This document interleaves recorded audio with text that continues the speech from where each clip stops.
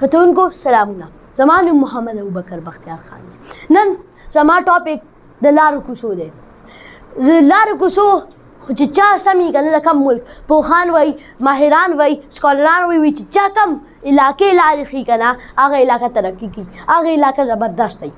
نو 400 علاقې خو پرېږده د هغې کې خو لارې کوڅې دومره تباه جوړې دي او دا MNA MP ګان او د حکومت خو څه کوي هم نه.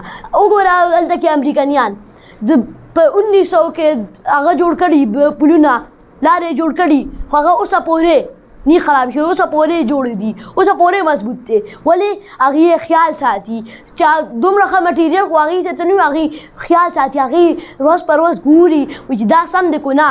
نن زه چې د کوم روډ خبره کوم چې تباه دی، خراب شوی دی او هغه نه سمیږي، هغه د غني خان روډ سره بایپاس سره لینک ورکوي، ډایرکټ لینک ورکوي. ډېر اهم روډ دی، سټوډنټانو ته ډېر زیاته مسله کېږي. تاسو په دې روډ کې دی شئ که نه څومره ټرافیک به ودرېږي. یو طرف ته روډ خو غټ دی خو جوړ نه دی که نه، ځای خو غټ دی خو جوړ نه دی که نه. جوړ کړئ نو ټرافیک به کم شي، خلک به دعاګانې ته کوي. دا چا هم جوړ کړي، یو کس به ښه به شي، خلک به ته وایي چې ستا ډېر شکر دی دومره هغه وکړو. نو MNA MP ګانو ته وایم د دې د وجې تاسو دا نور کارونه کوئ خو دا مو وکړو که نه بوټونه به هم زیات شي، دا مو وکړو ستاسو به کتونکو زیات شي، ستاسو به خلک ډېر شي. داسې روډونه سم کړئ، صرف دا نور به هم انشاءالله سموو. زمونږ خو چې بس پل یو جوړ کړي نیم یې پرېږدي او یا ړکي راړکي یې خراب کړي یا غورځېږي.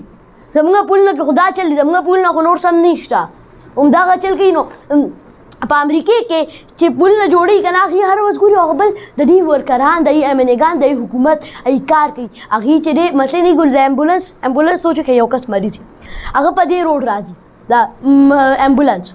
نو هغه کس کو مریض په ډېر سخت وي او زر راتلل پکار دي نو راشي که نه. نو زمونږ 400 عوام خو به هم لږ کمپرومایز پکار دی چې امبولانس لاره ورکوي خو غونډ په خپل جلدی کړي. خو که دا ځای جوړ شو نو امبولانس ته به نوره لاره میلو شي.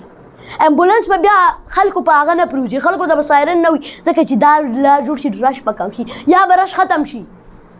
دومره غټه مسله رش اوس زموږ په دنیا کې ټوله غټه مسله. ګوره یو غټ کس دی، دنیا ټوله مالداره کس ایلان مسک دی که نه په امریکې کې دی، هغه د رش لپاره یو کمپني جوړه کړه.